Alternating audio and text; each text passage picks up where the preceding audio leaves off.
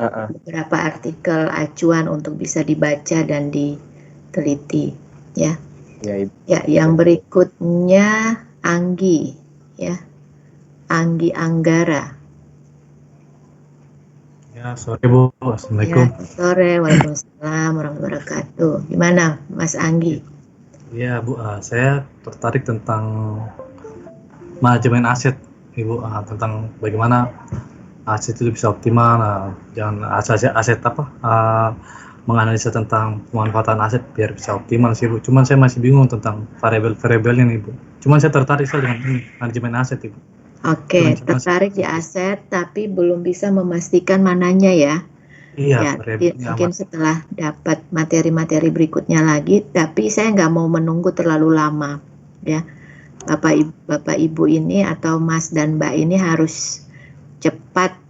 Jadi selama proses belajar metode penelitian dengan saya maupun nanti dengan Pak Saikul ini, produk akhirnya itu adalah proposal, ya, proposal, dan malah akan kami tingkatkan menjadi mini riset project. Artinya sudah mulai melatih untuk bagaimana mengumpulkan data walaupun dengan sampel yang sedikit dulu untuk latihan gitu. Tinggal nanti masuk di semester 3, semester depan ini di seminar itu tinggal dikembangkan untuk menjadi proposal tesis.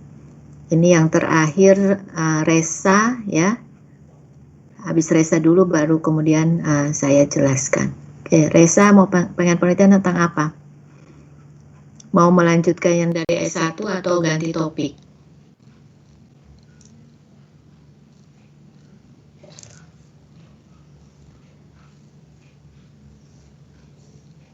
Halo Resa?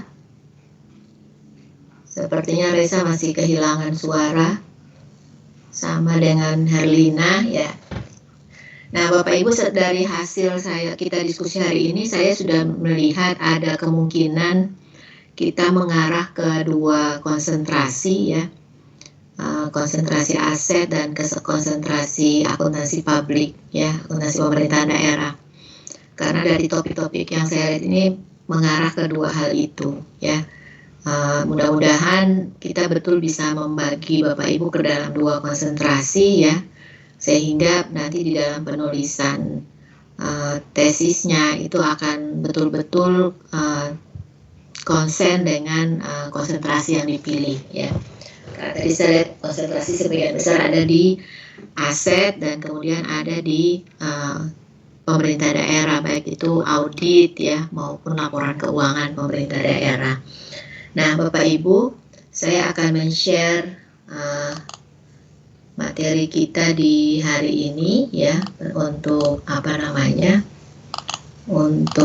saya akan menjelaskan dulu secara garis besar, ya, apa itu penelitian, ya, supaya Bapak Ibu sudah bisa lihat slide saya.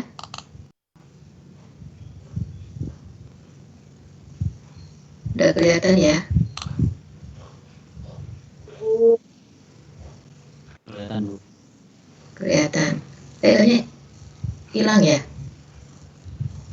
Di tempat Bapak Ibu kelihatan nggak slide-nya? Kelihatan. Kelihatan, oke. Ya. Kelihatan Bu. Ya, selamat sore Bapak Ibu. Kita mulai di pertemuan kita yang pertama, ya, tentang metode penelitian. Nah, saya ingin memberikan gambaran dulu tentang produk akhir dari metode penelitian. Nah, berbeda dengan mata kuliah yang lain yang isinya adalah ujian. Nah, untuk metode penelitian ini kita akan fokusnya lebih ke tugas dan kemudian ke proposal, ya. Nah, karena kita sudah merancang di pengelola itu sudah merancang di semester 3 itu ada mata kuliah seminar. Nah, mudah-mudahan seminar itu akan menjadi, ketika Bapak Ibu presentasi itu bisa menjadi presentasi proposal, ya. Jadi tidak ada lagi presentasi proposal di luar mata kuliah gitu.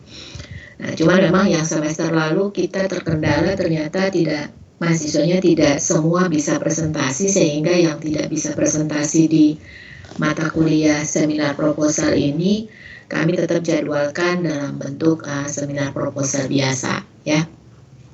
Nah, saya berharap Bapak Ibu yang sekarang ini atau Mas dan Mbak yang sekarang ini bisa mempersiapkan diri lebih baik lagi sehingga semester depan itu di semester 3 sudah semua bisa mempresentasikan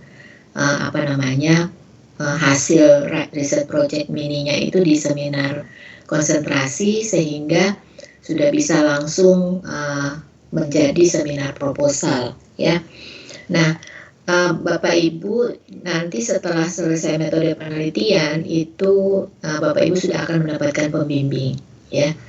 Jadi sudah mendapatkan pembimbing dan setelah mendapatkan pembimbing Bapak Ibu sudah bisa mulai melakukan konsultasi dengan pembimbing walaupun Bapak Ibu masih kuliah di semester 3. Karena harapan kita itu adalah Bapak Ibu bisa lulus bisa wisuda di bulan Maret tahun depan. Ya, di semester 4 itu kan memang isinya tesis.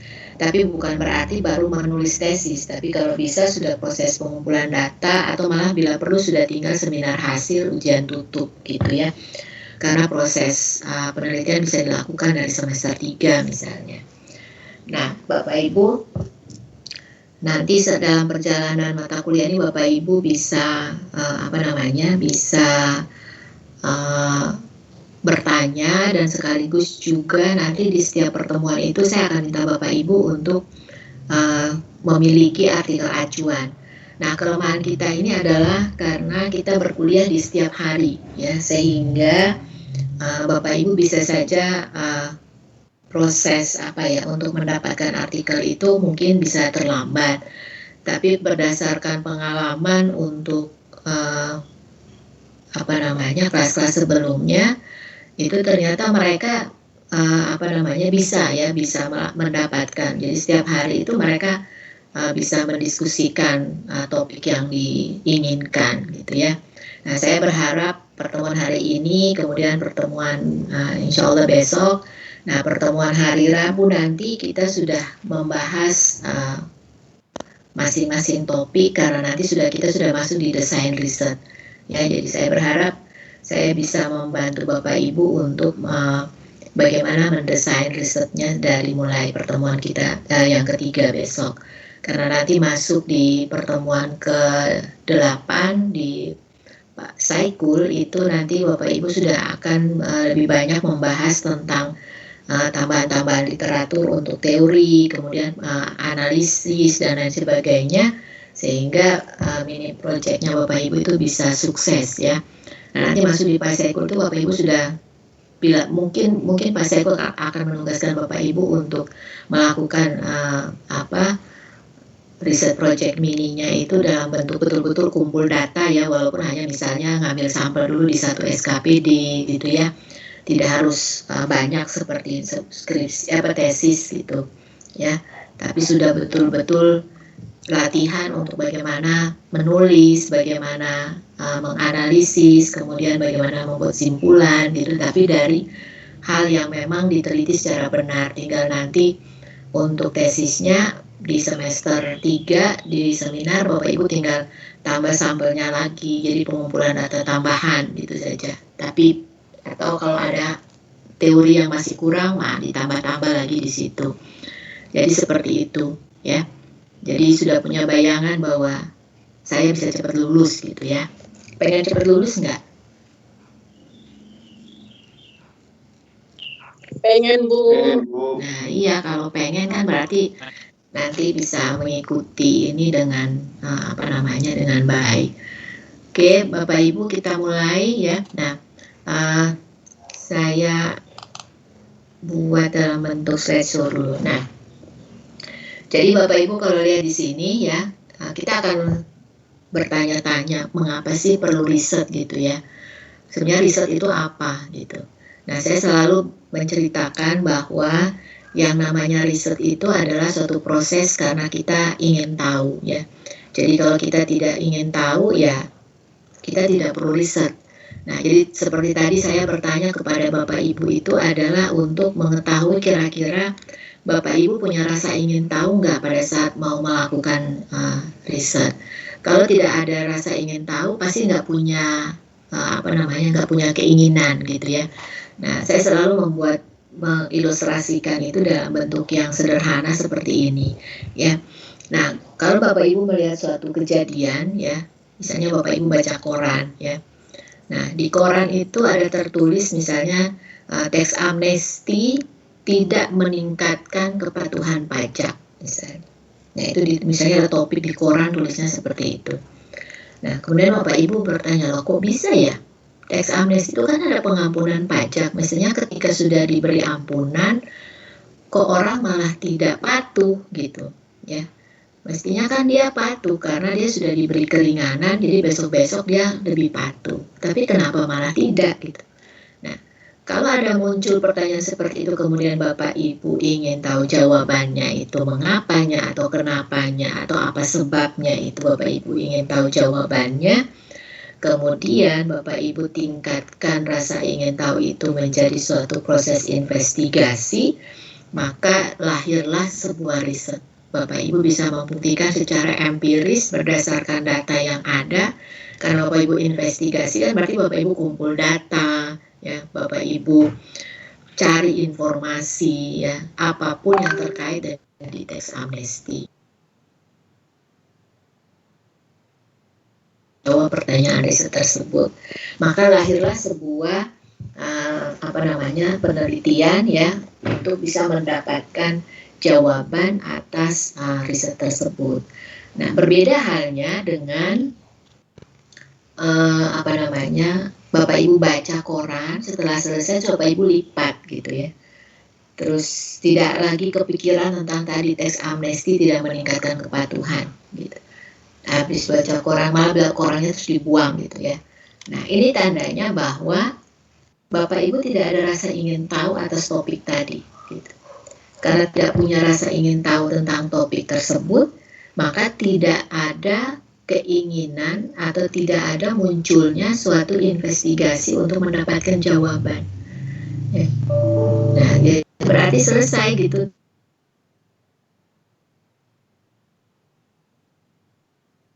Tidak punya rasa ingin tahu. Nah, jadi karena ada rasa ingin tahu, baru proses riset itu terjadi. Makanya tadi saya tanyakan kepada Bapak Ibu tentang topik-topik itu adalah Bapak Ibu tertarik di mana, rasa ingin tahunya ada di mana. Gitu. Nah, misalnya tadi ada yang menjawab tentang aset Bu, soalnya kalau di aset itu kalau saya tanya kenapa harus di aset atau apanya yang mau diteliti tentang aset. Nah, di situ ada Bu, misalnya penghapusan ya. Ada barang banyak tapi kok tidak segera dihapus, apa sih yang menyebabkan gitu. Barang lama rongsokan banyak numpuk di gudang gitu ya, itu nggak boleh dibuang. Oh ternyata karena masalahnya itu adalah belum dihapus lah.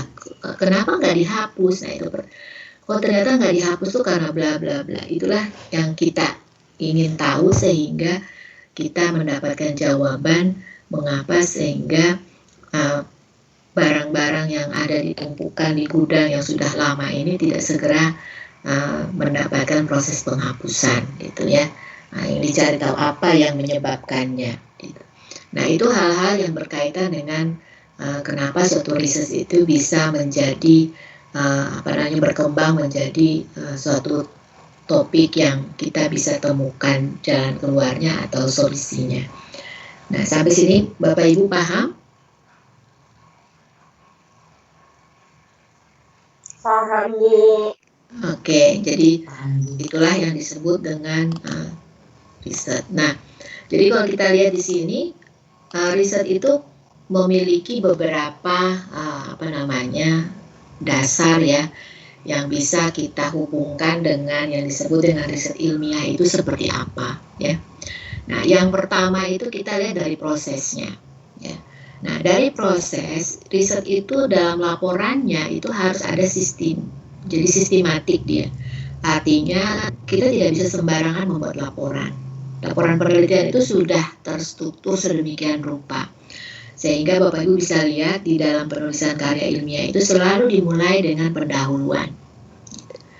Kemudian ada tujuan, ada manfaat. Nah, nanti kita akan bahas ya satu persatu yang berkaitan dengan hal-hal yang harus ada di dalam setiap bab ya. Dalam bab 1 itu isinya harus apa gitu ya. Nah, yang berikutnya itu adalah logika berpikir.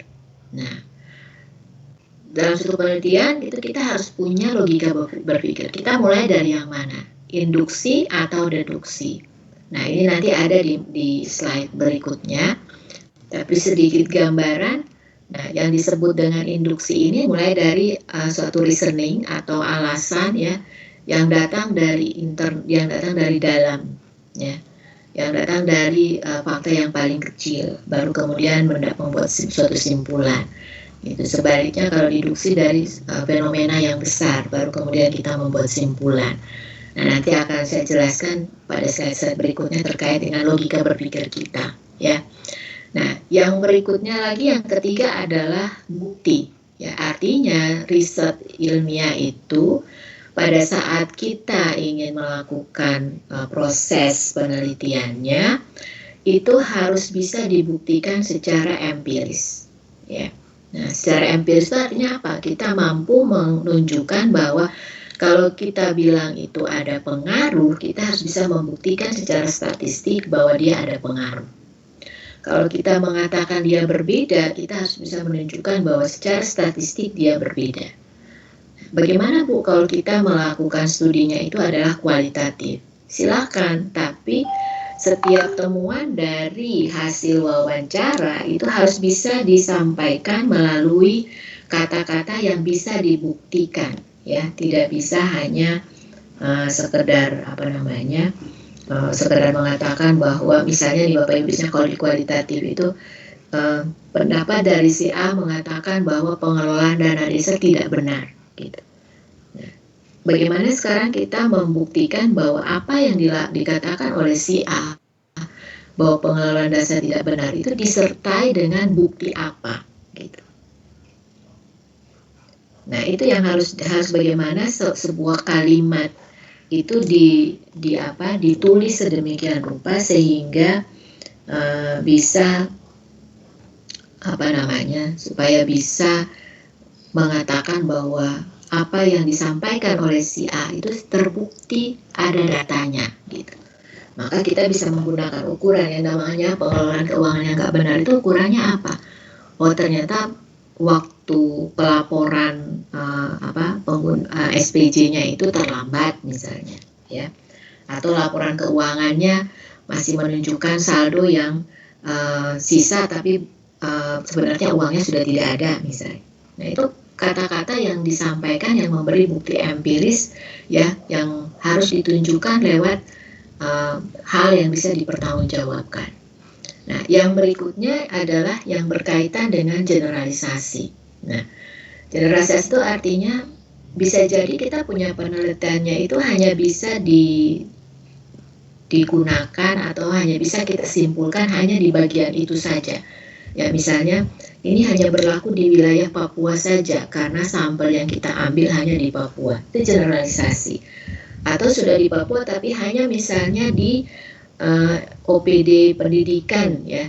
Nah, berarti hanya bisa di-generate di OPD pendidikan, di lain tidak bisa. Ya, kenapa? Karena ya sampel yang kita ambil hanya di situ saja. Berbeda halnya kalau misalnya kita bisa mengambil sampel seluruh OPD yang ada di Papua, maka kita bisa mengeneralisirnya ke semua OPD. Atau kita juga punya sampel seluruh Indonesia, maka kita bisa mengeneralisirnya seluruh Indonesia. Nah, itu namanya bagaimana kita mampu mengeneralisasi ya. Hasil riset kita itu berlaku di mana gitu. Nah, yang terakhir adalah kemampuan metodologinya. Artinya suatu riset itu ketika kita lakukan itu kita punya protokolnya. Nah, Bapak Ibu, saat ini kan kita paling sering mendengar istilah protokol. Nah, protokol kesehatan apa itu? Misalnya mencuci tangan, memakai masker ya. Kemudian menjaga jarak gitu ya. Itu protokol. Nah, sama dengan metodologi. Metodologi juga ada protokolnya. Apa itu? Kita harus pastikan bahwa lokasi yang kita pilih itu adalah benar-benar lokasi yang menunjukkan tentang fenomena yang kita teliti bahwa memang ada masalah di situ. Ya, misalnya seperti tadi, Pak Ade ya ingin meneliti tentang pengelolaan desa yang berkaitan dengan produk akhirnya, misalnya tadi pelaporan atau apa gitu ya. Nah, itu harus memastikan dulu lokasinya di mana. dan memang lokasi itu memiliki masalahnya itu gitu. Jadi kita tidak bisa membawa suatu permasalahan orang lain di tempat orang lain gitu. Tapi harus di situ. Jadi jangan sampai permasalahannya di situ tapi kita ingin telitinya di tempat lain gitu. Nah, itu nanti tidak cocok gitu. Nah, atau sebaliknya kita melakukan replikasi ya. Nah, artinya Bapak Ibu tidak ada satu penelitian pun itu yang sempurna ya. Artinya semua orang yang melakukan penelitian itu pasti punya keterbatasan. Ada yang keterbatasannya di sampel, ada yang keterbatasan di waktu, ada keterbatasan di metodologi, ada keterbatasan di variabel yang diambil. Banyak keterbatasan dari sisi metodologi ya. Karena memang kita tidak bisa membuat suatu penelitian itu semua variabel sehingga kita mengatakan semua variabel sudah saya teliti, yang lain tidak bisa gitu lagi, sudah habis gitu. Nah, kalau seperti itu nggak masuk akal karena setiap lokasi ya, setiap helaan nafas, setiap orang itu pasti memiliki hasil yang berbeda. Sehingga riset itu harus mampu bisa direplikasi oleh orang lain. Artinya riset yang sama itu bisa dilakukan oleh orang lain, bisa jadi di lokasi yang berbeda, di sampel yang berbeda, di waktu yang berbeda gitu. Di setiap yang berbeda itu bisa saja hasilnya juga berbeda. Jadi jangan khawatir jika misalnya di antara Bapak Ibu itu punya dua topik, ada topik penelitian yang ditulis oleh dua orang dan sama topiknya gitu. Nggak usah khawatir, wah ini sudah ditulis, paling nanti dosennya mengatakan memang ada topik yang lain ya kok bisa dua orang ini sama gitu. Nah, kalau misalnya kita akan bertanya misalnya gini, si A mau meneliti di mana? Oh, saya mau meneliti di Biak, Bu. Si B mau meneliti di mana? Oh, saya mau meneliti di Sorong, Bu. Ya berarti udah berbeda gitu kan. Artinya ketika lokasi berbeda, walaupun itu instrumen pengukuran yang digunakannya sama, kemungkinan besar hasilnya bisa berbeda. Kenapa? Karena bisa jadi orang Sorong yang menjawab dengan orang Biak yang menjawab itu memiliki jawaban yang berbeda. Ya, tidak usah orang yang berbeda Bapak Ibu. Bapak Ibu dikasih kuesioner hari ini diisi, 3 hari kemudian kuesioner yang sama diminta kembali kepada Bapak Ibu untuk mengisi. Kemungkinan berbeda enggak?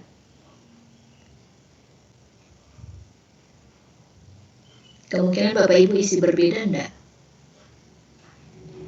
Jawabannya.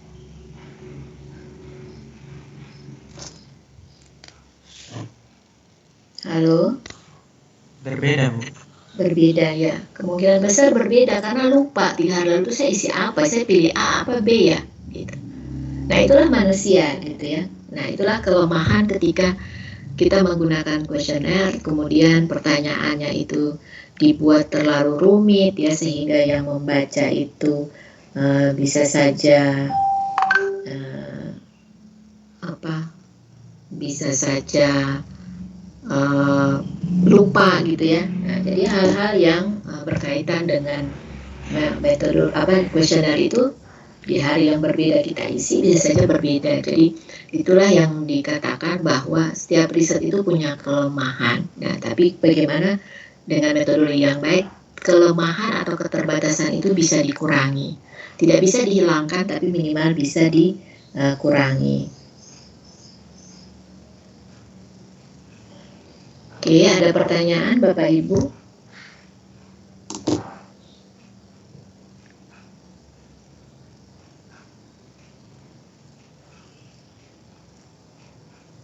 Ada pertanyaan?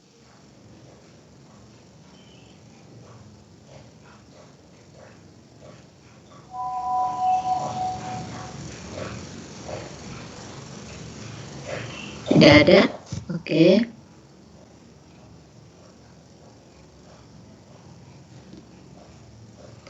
Ya, kita lanjut Bapak Ibu. Nah, jadi dari yang tadi saya ceritakan ya, riset itu seperti ini Bapak Ibu. Riset itu harus mampu memberi gambaran tentang apa yang diteliti secara tepat. Ya, dan kemudian prediksinya juga harus tepat. Jadi jangan sampai Bapak Ibu ingin memberi gambaran tentang kucing ya.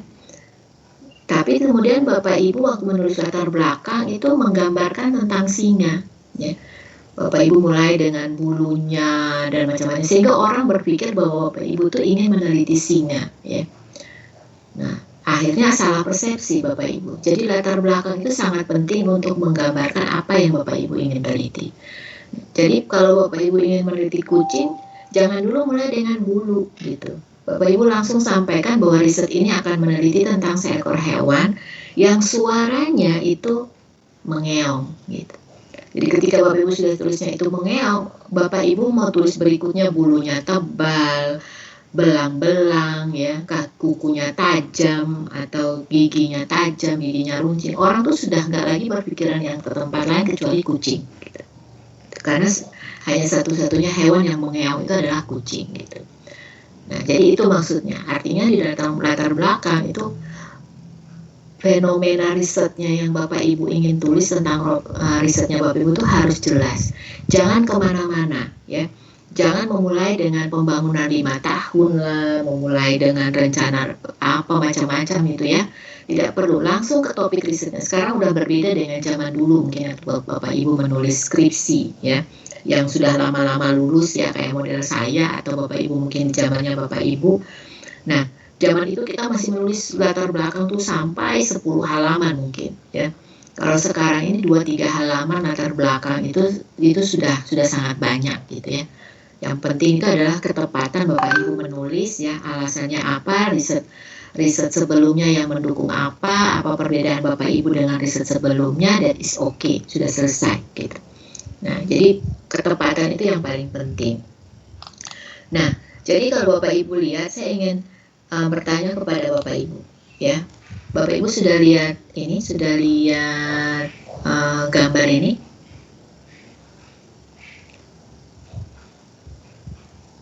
Sudah? Yang ada tidak terlihat gambarnya? Iya. Masih di definisi kelihatan. Oh, saya sudah sampai di slide keberapa nih? Masih definisi, Bu. Waduh, kenapa Bapak Ibu nggak kasih tahu? Pantesan. Ini tadi saya jelaskan tentang 5 tadi mulai sistematik sampai di metodologinya ya. Nah, ini tadi saya jelaskan tentang singa ya. Nah, singa dan kucing gitu ya. Gambarnya nih. Pantesan Bapak Ibu diam-diam saja ya. Saya pakai ini saja ya supaya gampang, daripada nanti saya pakai itu Bapak Ibu tidak terlihat kita lewat ininya, lewat slide-nya. Nah, ini sekarang ada gambarnya.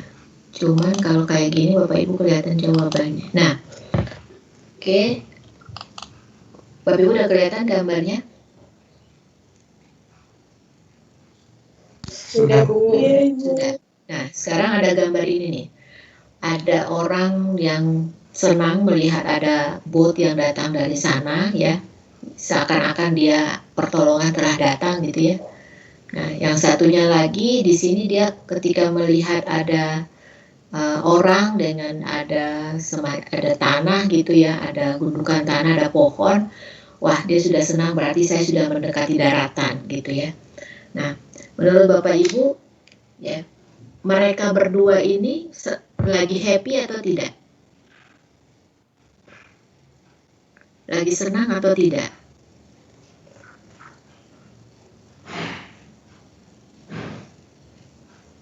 Lagi senang. Lagi senang ya. Satu senang bahwa saya akan selamat karena ada kapal. Yang satu lagi merasa selamat bahwa dia akan sampai di daratan. Nah, ternyata gambar berikutnya ini menurut Bapak Ibu ini apa?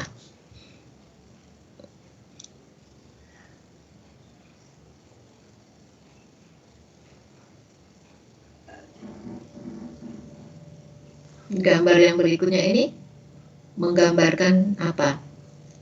Orang yang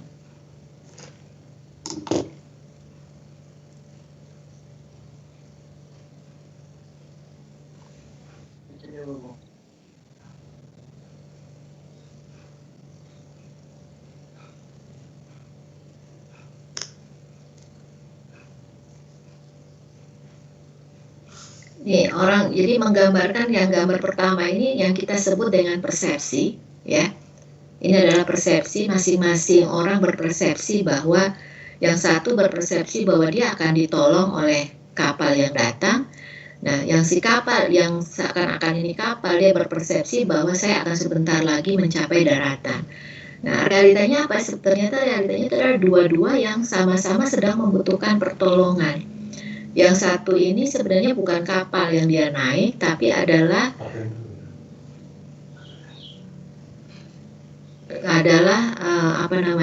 bukan kapal, tapi adalah renang ini ya, semacam pelampung ya. Dia ingin mendapatkan pertolongan dan bersenang kalau nanti sampai di daratan. Sama yang di daratan juga adalah ternyata dia itu juga sedang ingin mendapatkan pertolongan karena dia juga terdampar ya. Nah, ini disebut dengan antara persepsi dan realita. Nah, begitu juga dalam penelitiannya Bapak Ibu. Ketika Bapak Ibu membagi kuesioner, Bapak Ibu tujuan membagi kuesioner dalam pertanyaan-pertanyaannya itu apa? Ingin mengukur realita atau ingin meminta persepsi mereka gitu. Jadi pertanyaannya tentang setuju, tidak setuju, kurang setuju, atau ya tidak, itu sebenarnya keinginannya apa?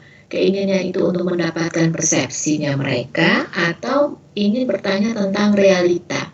Jadi kalau itu persepsi, Bapak Ibu harus harus menggunakan pengantar ya di kuesioner itu. Misalnya Bapak Ibu pertanyaan 1 sampai dengan 5 adalah pertanyaan yang berkaitan dengan persepsi Bapak Ibu tentang gitu ya. Nah, sehingga si pembaca atau mereka yang responden ini tahu persis bahwa ketika dia menjawab itu persepsi saya gitu. Artinya begini, misalnya kalau ditanyain laporan keuangan desa diharuskan mengikuti aturan pengelolaan SAK misalnya, standar akuntansi keuangan. Setuju tidak setuju. Nah, itu tandanya persepsi. Karena pertanyaan itu saya setuju kalau ya persepsi saya setuju kalau seandainya laporan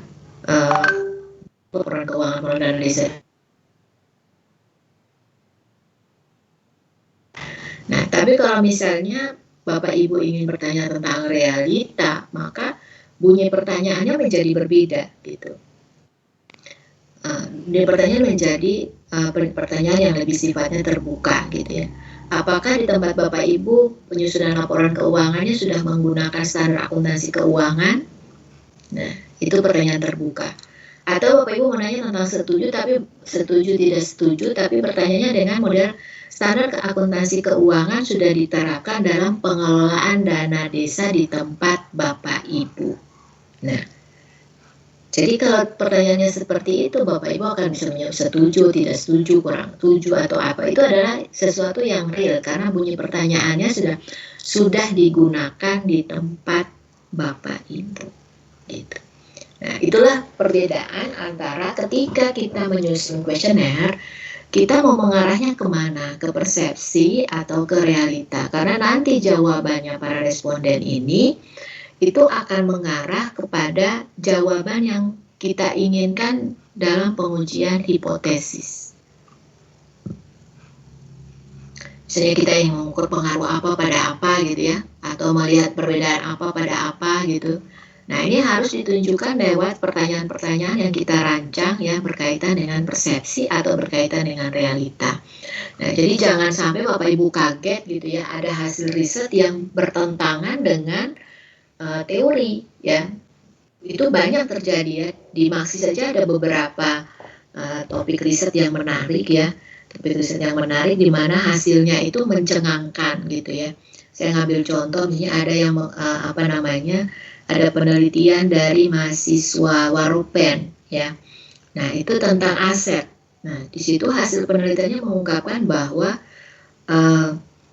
inventarisasi berdasarkan aturan itu ya, penggunaan aturan inventarisasi itu malah menurunkan tingkat kepatuhan ya, malah menurut tingkat kepatuhan aset gitu. Nah, saya lupa pengelolaan aset, pemanfaatan aset atau apa gitu. Nah, ini jadi aneh. Nah, ternyata mereka itu menyampaikan hal yang real. Artinya apa? Saat ini yang membuat pelaporan aset dan lain sebagainya itu adalah BPKAD, bukan bendahara pengelola barang atau bukan pengelola barang. Karena pengelola barang tidak mengerti. Padahal seharusnya yang buat itu adalah pengelola barang gitu. Nah, jadi pengelola barang yang harus melaporkan dulu baru nanti BPKAD tinggal mengkonsolidasi. Tapi ini sebaliknya, BPKAD bikin semua dari awal sampai akhir gitu. Nah, itu sudah melanggar aturan. Tapi kalau BPKAD-nya tidak buat, ya, kalau BPKAD-nya tidak buat, malah tidak ada laporan gitu. Ya. Jadi melanggar aturan tapi menimbulkan sesuatu yang bermanfaat gitu.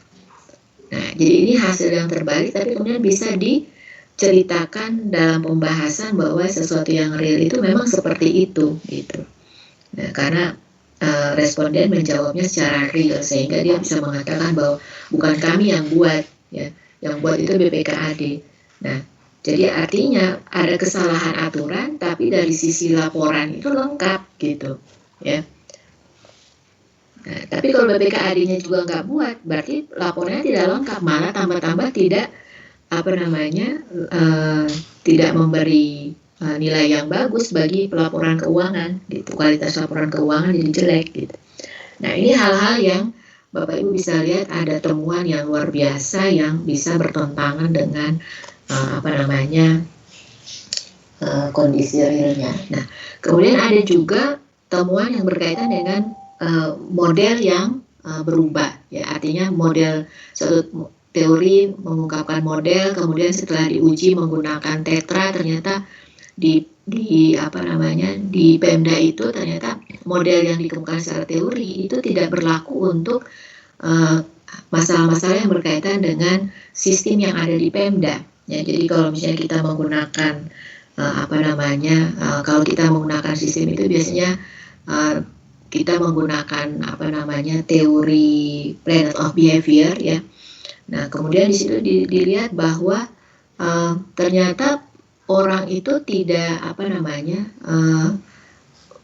kita mengatakan kalau mudah baru digunakan sistem itu. Jadi misalnya kalau Bapak Ibu pilih HP atau Bapak Ibu pilih laptop, Bapak Ibu melihat dulu ini gampang nggak dipakai. Kalau susah saya nggak mau pakai gitu. Nah, jadi kemudahan itu bisa mempengaruhi tingkat penggunaan suatu sistem. Tapi ternyata di Pemda tidak. Di Pemda itu bukan kemudahan, ya. Tapi terbalik. Orang itu menggunakan dulu baru merasa mudah gitu. Nah, jadi bukan karena mudah.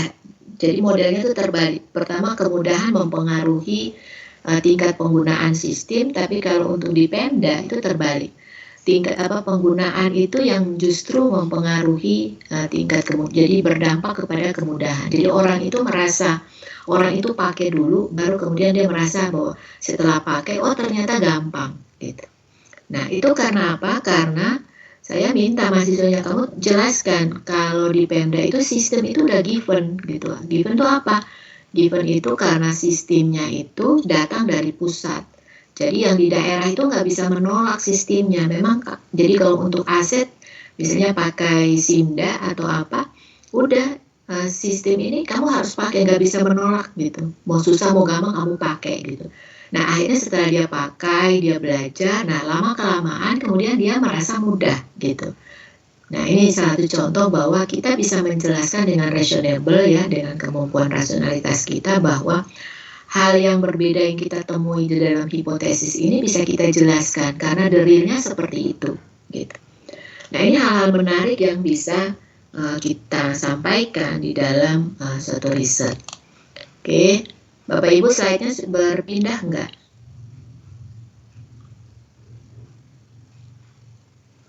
Belum. Masih yang gambar dulu. Oke, saya pakai yang biasa lagi. Kenapa ya? Oke, nah ini sudah berpindah ya. Apa yang harus Bapak Ibu lakukan ya di dalam proses risetnya ya? Nah, yang pertama itu adalah ketika Bapak Ibu mau melakukan riset, yang pertama yang harus Bapak Ibu lakukan atau pastikan itu adalah identifikasi dulu ya isu atau topik risetnya. Nah, tadi saya sudah laksanakan ya. Saya tanya kepada Bapak Ibu pengen nulis tentang apa. pengen penelitian tentang apa. Itu adalah saya ingin mengidentifikasi di kelas ini isu apa sih yang sedang dalam pemikiran Bapak Ibu mau diteliti itu, ya. Nah, kalau Bapak Ibu sudah bisa mengidentifikasi isunya, topiknya, upayakan topik yang diajukan ini jangan terlalu beda-beda jauh banget gitu ya. Dan upayakan lokasi risetnya juga tidak susah-susah banget gitu ya. Nah, tapi Bapak Ibu yang Bapak Ibu ambil topiknya itu kalau bisa idenya itu masih baru ya, masih menarik untuk diteliti. Jangan lagi isu-isu yang sudah lama. Cari artikel acuan yang masih baru ya, 2018, 2019, 2020 artikel-artikelnya. Ya, jangan cari topik-topik riset yang sudah usang gitu ya. Nah, misalnya nih saya ngambil contoh ya, misalnya Bapak Ibu bisa cari di Google Scholar ya. Nah, Bapak Ibu kelihatan di layar nggak kalau saya buka Google? Tidak, Bu. Tidak. Oh, berarti saya Belum harus kelihatan. belum kelihatan ya. Oke.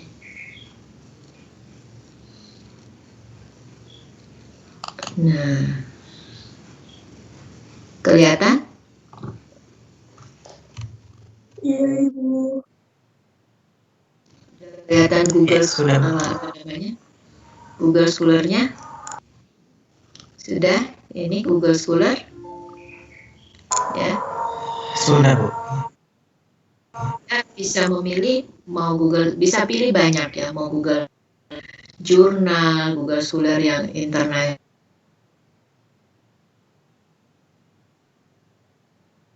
Topik riset di situ. Nah, ada salah satu topik riset mahasiswa Maksi yang sudah masuk Scopus, itu yang bimbingan saya sama Pak Citra, baru masuk saja di tahun 2021 ini. Beliau menulis tentang auditor, ya. Nah, jadi kalau Bapak Ibu punya tulisan bagus, itu akan kami masukkan. Nah, sekarang saya pengen menulis salah satu topik yang yang tadi pengen diteliti oleh Bapak Ibu ya. Nah, saya coba masukkan pengelolaan dana desa. Nah, nanti di Google Scholar ini Bapak Ibu bisa lihat muncul banyak penelitian yang berkaitan dengan dana desa. Ya, banyak banget ya. Nah, ini ada satu yang tadi ya. Nah, pengelolaan dana desa, Bapak Ibu bisa lihat di sini kalau jurnal ya, kalau jurnal atau artikel, mudah-mudahan Bapak Ibu sudah pernah ya diajarkan tentang bagaimana melakukan search untuk dana-dana untuk untuk bagaimana mencari artikel. Nah, ini saya kasih salah satu contoh. Ini tertulis jurnal ilmiah, gitu ya. Tapi ini bukan jurnal, gini, ya. Nah, kenapa? Karena di sini itu belum dicantumkan nama jurnalnya. Jadi ini baru resam, ya, resam jurnal yang dibuat oleh siapa namanya nih, Okta, ya, Rosalinda. Nah, ini dia ingin menulis tentang pengelolaan alokasi dana desa dalam menunjang pembangunan pedesaan. Nah, ini belum menjadi belum menjadi isu risetnya. Belum menjadi artikel. Mana yang menjadi artikel? Ya, nah, yang menjadi artikel, ya, kita akan lihat di sini, ya. Oh, tadi saya belum buka Google, saya kembali ke Google Scholar ya Bapak Ibu. Nah,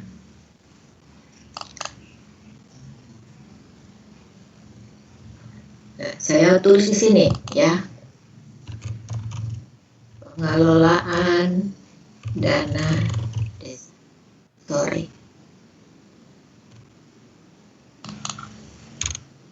Ini kita masih belum menulis variabelnya apa ya, masih sangat umum gitu. Tapi kalau sudah ingin punya topik khusus, Misalnya saya pengen lihat sistemnya, nanti diketik saja sistem gitu.